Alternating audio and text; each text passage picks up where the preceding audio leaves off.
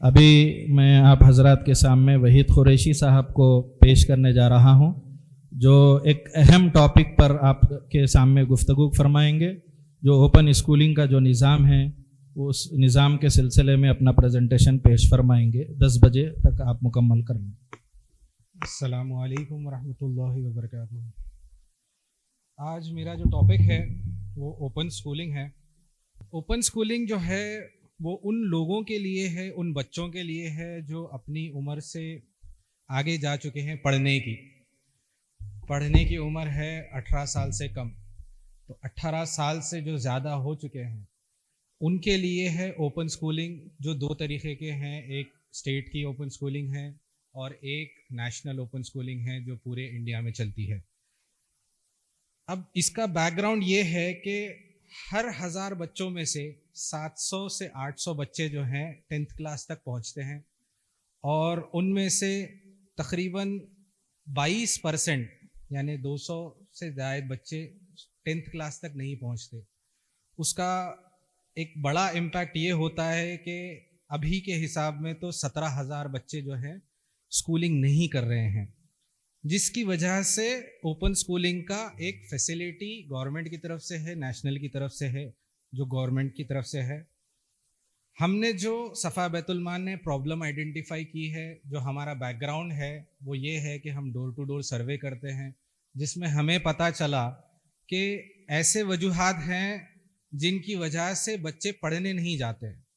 पहली ये है कि माली मुश्किलात, फाइनेंशियल हार्डशिप, जिसकी वजह जो आजकल की तंगी है, माँ बाप को पढ़ाने की तकलीफ़ है क्योंकि उनको पेट में खाना डालना है या बच्चे को पढ़ाना है। वो दुश्वारी में पैसे जो है वो खाने की तरफ जाते हैं, पढ़ाई की तरफ नहीं जाते हैं। दूसरी प्रॉब्लम ये है कि पैसा नहीं रहा तो बच्चा खाएगा क्या, तो बच्चे को भी काम पे लगा देते। तो मसला ये हुआ कि माँ बाप भी नहीं पढ़ा पा रहे हैं और बच्चे को भी काम पे लगा दिया कम उम्र में, जिसकी वजह से बच्चा अपनी बेसिक नॉलेज की भूख भी पूरी नहीं कर पा रहा। पेट की तो पूरी हो रही है, बट जो तालीम उसको मिलनी चाहिए वो नहीं मिल रही है। दूसरी वजूहत ये है कि जो बच्चे स्कूल में एडमिशन ले लेते हैं उनको कोचिंग नहीं मिलती है, या उनकी जो नॉलेज है या उनके कुछ सवालात है जो टीचर पूरे नहीं कर पाते। वो बच्चे क्या होते हैं, सब्जेक्ट में बार बार फेल होते जाते हैं। बार बार फेल होने की वजह से उनका दिल उड़ जाता है कि मैं पढ़ रहा हूँ, पास नहीं हो रहा हूँ।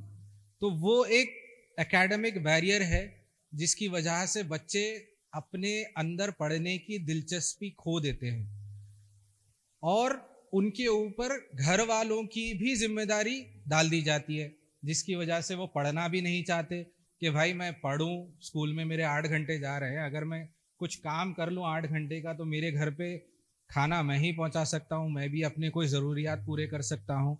उसकी वजह से ये जो बच्चे पढ़ना छोड़ देते हैं, ये चंद वजूहात की वजह से, उसमें ये पता चला है कि 12%, 12.5% बच्चे जो है हायर एजुकेशन से ड्रॉप आउट हो जाते हैं।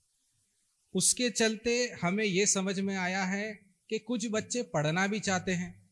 सर्वे में हम जो पता किए उसमें कुछ बच्चे अपने से आके बोले हैं कि हम पढ़ना चाहते हैं। तो 5 साल पहले ये प्रोग्राम शुरू किया था, जिसमें आज तक हमने तकरीबन 4000 बच्चों को 10th पास करवाया है तेलंगाना ओपन स्कूलिंग के ज़रिए। सर्वे में नहीं पढ़ने वाले लोगों की तादाद जो है तकरीबन 43,000 घरों का जो है लोगों का सर्वे किया है, जिसमें से 9,200 जो है पढ़े लिखे नहीं थे, तकरीबन 21% हुआ है। हमने टोटल सर्वे किया है 10,248 फैमिलीज़ का, तो आप देख सकते हैं कि 43,000 नंबर वहीं से आया है। 10,000 घरों का सर्वे किया है। अब यहाँ पे लड़के और लड़कियों का रेशियो देखिए आप। जो लड़के हैं उनकी तादाद थोड़ी सी कम है इलिटरेसी में, जो पढ़े लिखे नहीं हैं, और लड़कियों की तादाद बहुत ज़्यादा है।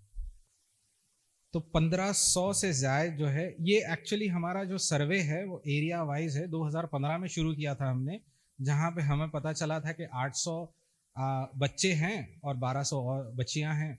17 में 800 बच्चे थे, 1300 बच्चियाँ थी। 2018 में 500 बच्चे थे और 800 बच्चियाँ थी। बाबा नगर में 16 और 20 में, 2016 और 2020 में बहुत एरिया का सर्वे किया तो वहाँ पे लड़के लड़कियां वहाँ पर भी ज़्यादा थी। और किशन बाग में 2017 से जो हमने सर्वे किया 2020 तक, वहाँ पे हमें पता चला है कि 1400। यहाँ पे कुछ ख़ास डिफरेंस नहीं दिखा, चंद 50 बच्चों का डिफरेंस है। तो किशन बाग जो है वो बहुत ही हैदराबाद का एक बहुत बड़ा स्लम है।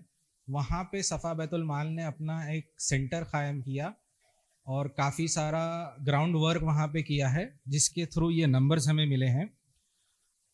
तो जब 2020 में ये सर्वे हमारा मुकम्मल हुआ तो सफ़ा बैतुल माल ने एक इनिशिएटिव लिया।